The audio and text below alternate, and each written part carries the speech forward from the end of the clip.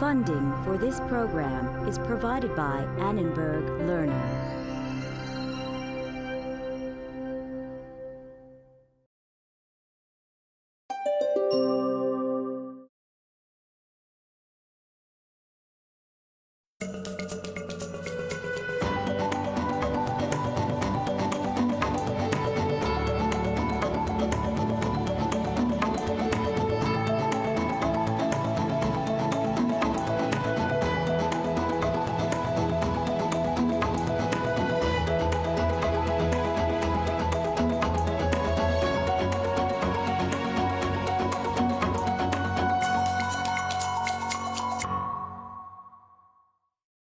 Hello, I'm Pardis Sabeti, and this is Against All Odds, where we make statistics count.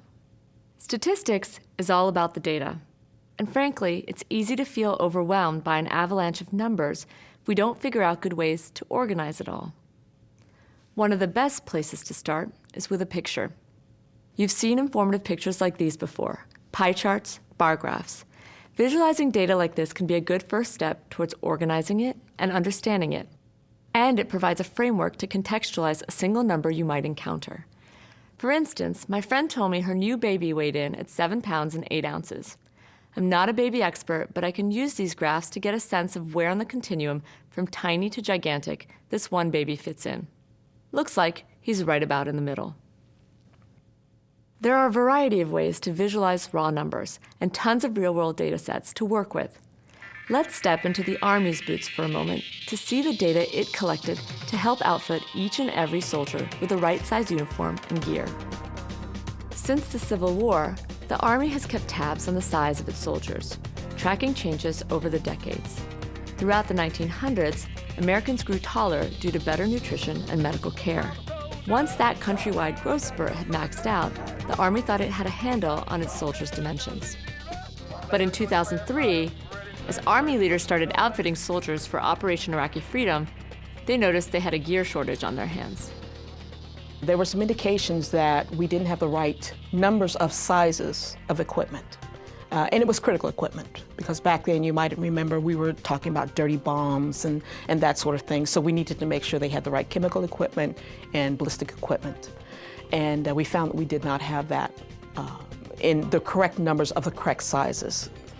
And so that was like a, ding, ding, ding, bell kind of a situation, because we had had them in the past. And this was a clue to us that our database was out of date.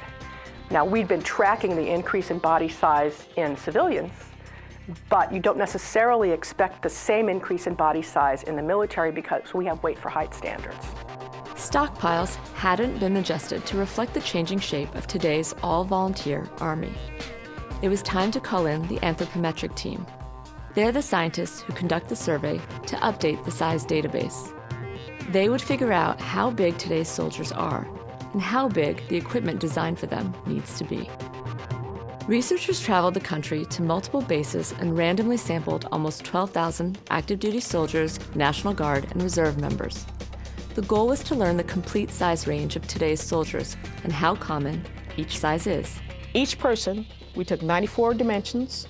That's heights, weights, breadths, depths, those kinds of dimensions, and 3 scans, one of the whole body, one of the head and face, and one of the foot. But there are a variety of ways in which you can gather that data, and you use the right tool for the right job, so to speak. Sometimes when you were just doing, for example, circumferences, they would just use a regular tape measure. The measuring team confirmed that soldiers are bigger now than they had been in the past. From 1966 to 1988, they had already seen a weight increase due to more muscular physiques thanks to the popularization of weight training. Now they were seeing an increase in body circumferences related to where body fat is stored. As part of our national obesity epidemic, soldiers are bulking up right along with their civilian counterparts. Whatever a soldier's size, it's crucial that his gear fits well so that he can do his job and be protected. The survey's precise measurements become a valuable resource for designers working on the next generation of everything from body armor and boots to workstations and vehicles. This was the first big survey that created 3D scans of each soldier that can be used when designing a new cockpit, for instance. To do that, without physically creating a cockpit model and putting people in it, which is very costly and time-consuming. What you would do is you would take the dimensions of the cockpit, put it into a virtual space on the computer. Then you would need a human of particular dimensions that you want to fit to also put virtually in that space, and then to go through a series of tasks. Now, the dimensions of that digital human have to reflect the dimensions of the users.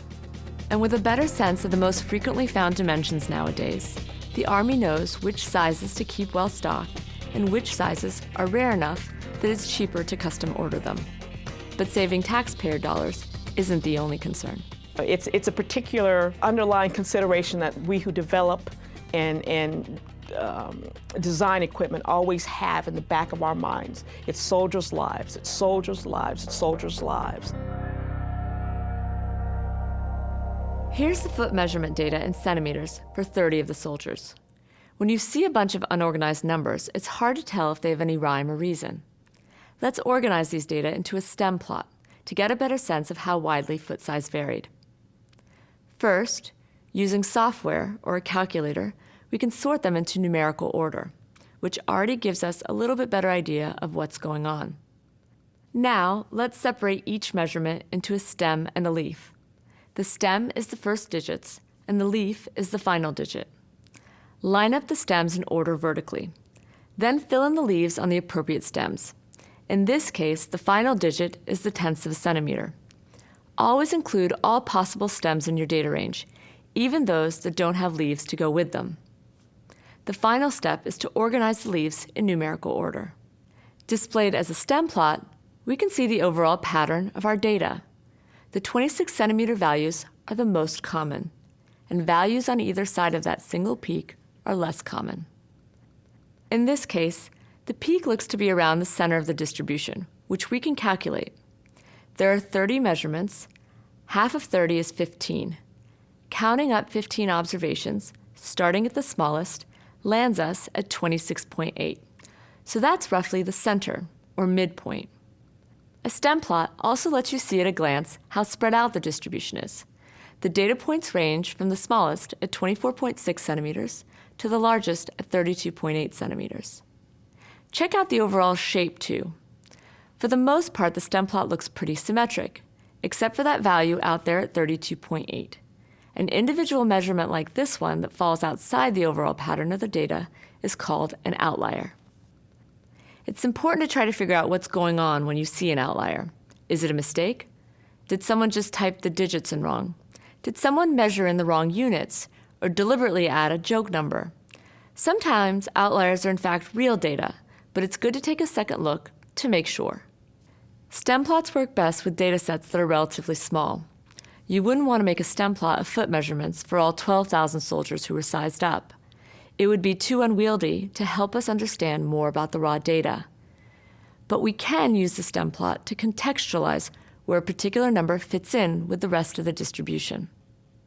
If we take a single measurement from the big group, let's say 25.1, where it fits in with our stem plot gives us a sense whether a particular soldier's foot is on the larger or smaller side, something that would be harder to determine just looking at the raw numbers. Here's another data set where a stem plot can help us visualize the numbers. Fuel economy info for Toyota's vehicle line. We arrange the miles per gallon numbers in order, this time from highest at the top to lowest at the bottom. Then we build our stem.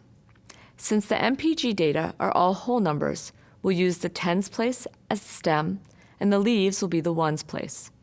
Include stems even for numbers that don't have leaves to go with them. Take a look at the overall pattern. Most of the MPGs are clustered here at the lower end. We can expand the stem to change the resolution of our picture. If we zoom in on the data, will it help us understand the numbers even better? Let's break each stem into two, so the low digit leaves 0, 1, 2, 3, 4 are on a different stem than the high digit leaves 5, 6, 7, 8, 9. We've got outliers again, but this time an explanation is obvious. The high numbers are due to the super fuel-efficient hybrid vehicles Toyota makes. Stem plots can be used to compare two different data sets as well. Say we wanted to compare Toyota's 2012 numbers with those from their 1984 line. We can make a back-to-back stem plot to see how mileage numbers have changed over the decades. Use the same stem for two separate sets of leaves. Interestingly, today we have more vehicles way down at the low end and a few more up at the high end. These extremes are easy to explain when you think about what you see on the roads these days. Modern car buyers are interested in the not-so-fuel-efficient SUVs and trucks, as well as the uber-efficient hybrids. So you can see how stem plots start to wrangle some meaning out of the disorder of raw data. They are useful for visualizing the shape of your data's distribution and figuring out how frequently particular data classes pop up in your sea of numbers. And stem plots are just the first step. There are plenty of other statistical ways to visualize data. Stay tuned. I'm Pardis Sabeti for Against All Odds.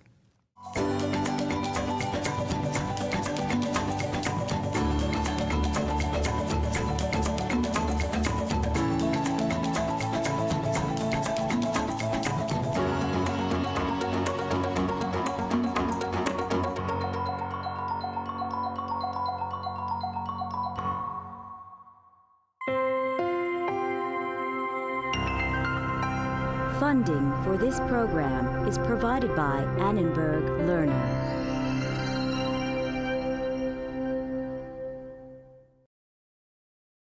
For information about this and other Annenberg Lerner programs, call 1-800-LEARNER and visit us at www.lerner.org.